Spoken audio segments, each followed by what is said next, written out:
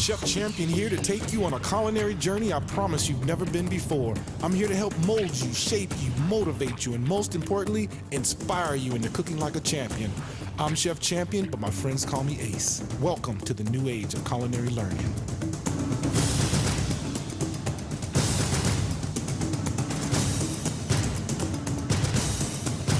Cook like a champion on this great station. You guys, I had a little bit of a twist for you guys. I don't know if you guys ever had beignets if you go down to New Orleans. They're basically a little French donut. Beignet is French for fritter. A lot of you Wisconsinites and Midwest people, you guys like the funnel cakes, which is kind of like a beignet, but not even close. So yeah, we'll go ahead and get started on this beignet. Very, very easy to do. I found you guys a no yeast recipe because traditional beignets, if you have to use the yeast, you got to put them in the refrigerator for overnight, and it can tend to take a long time to do so. So what I'll do is I'll go ahead and mix up my dry ingredients first. Right now I'm doing a half a recipe, so I have about 1.5 cups of flour. I'm going to add in my 2 tablespoons of sugar, about 1 tablespoon of cinnamon,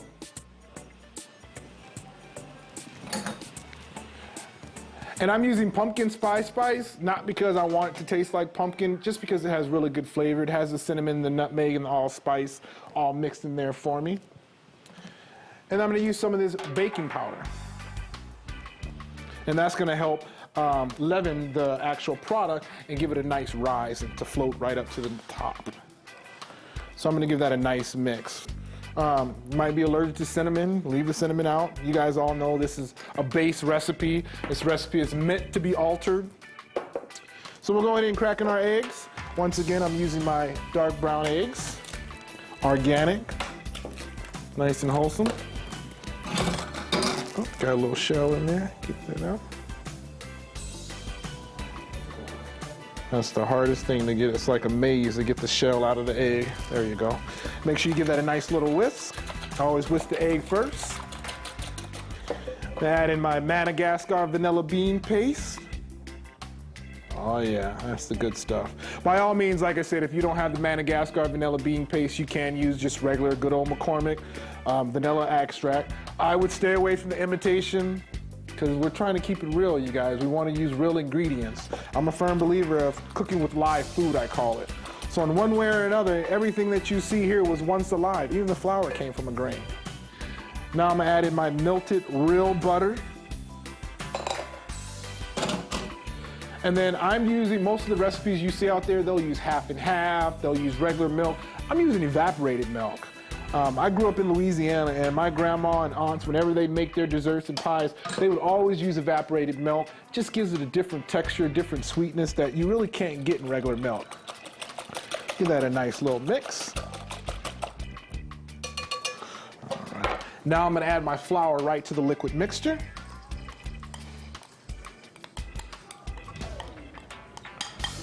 All right.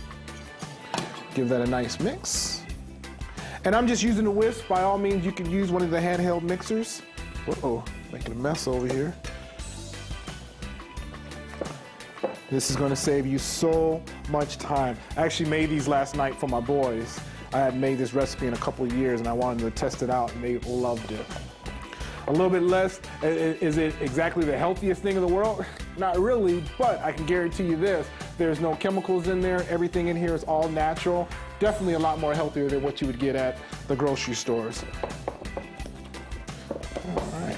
So as you see, I have a nice thick dough going on. You want it a little bit runny. You don't want it too floury, that's for sure. And then all I'm going to do is let this sit in the refrigerator for about 10 minutes just so it gets nice and cold. And we'll be right back. We'll go ahead and deep fry these beignets. All right, let's go ahead and check on that, see if that's ready. Yeah, it looks like it's hardened up nicely. Nice consistency. So pretty much what you want to do is just get you a nice little tablespoon spoon and get you a knife. And you just want to pick up, not too much, but just enough in there, and just take your knife and fold it over. Just like that. So what you want to do is actually drop it into the actual deep fryer. And you want to just leave it there until it starts to bloom up. It's probably going to take you about 10 seconds, 10 to 15 seconds on each one. That's why you have your nice little knife tool over here, just a butter knife, you guys, nothing fancy.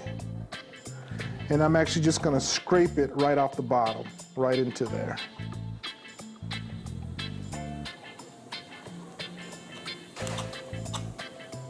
All right. And just gonna keep repeating the process. So you definitely can make these ahead of time. They don't have to be right fresh out of the deep fryer.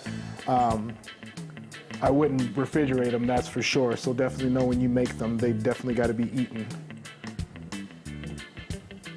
And this just makes it a lot easier by doing it this way. Will they be as perfect as far as uniform as the traditional beignets? No, but you know, as long as the flavor is there, that's pretty much all that matters, right?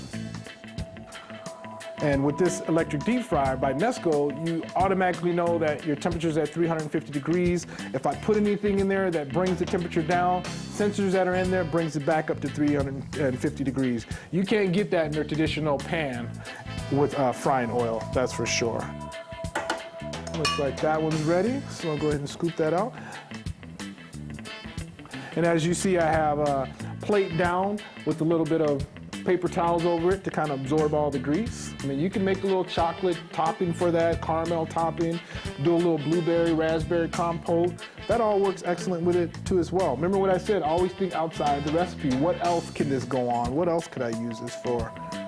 And it'll come to you, just trust in yourself. Always remember to have that good positive energy while you're cooking. Anybody that knows me knows that I'm a firm believer of that. Don't let that negativity get to you. First time I made these, it was a horrible, horrible nightmare. I think what I did wrong, I sifted the flour. So please don't sift the flour. It will not bloom up like these are. It will literally just all over the place, and you definitely don't want that. See how those bloomed up nicely. Awesome. I love it when things just work out the way they should be. But understand that this is cooking. A lot of times, more times than none, when you're in the kitchen, things aren't going to go the way that they're planned. And that's why it's very important to have that positive energy, because if you have a positive energy, then you can think your way through it. You can think your way to a better recipe. But if you get all stressed out and freak out, it normally doesn't go well. It normally goes south. And it's fun too. Get your kids in there, or get your hubby or your missy in there. And one can be dropping the beignet as the other one scoops them and puts them out. Make less work. And it's a little family bonding too. Nothing wrong with that. I always have my kids in the kitchen cooking with me. One day someone's got to take care of me, right? And I hope that the people that take care of me knows how to cook, at least a little bit. So I'm going to go ahead and finish these, and then we're going to take a quick break. So remember those beignets that we made earlier? I'm going to go ahead and add in that powdered sugar to them. And when you're putting the powdered sugar, be generous. Do not be stingy. We want to literally just smother them in the powdered sugar. Because in New Orleans, what they do is they sit down with their flaming coffee and they actually dunk these into their coffee, just like a donut. Now I think I can find someone that's in the crowd. Maybe I'll go grab a couple employees, see if they want to come test this. So let's see. Sure, you guys stay nice and positive in the kitchen. Remember, things are going to go wrong. It's how you respond from them. So thank you, friends from Cook's Corner, for trying out my food. I hope you guys enjoyed it. Good. That's our breakfast in New Orleans, and that's our show. We'll see you next week.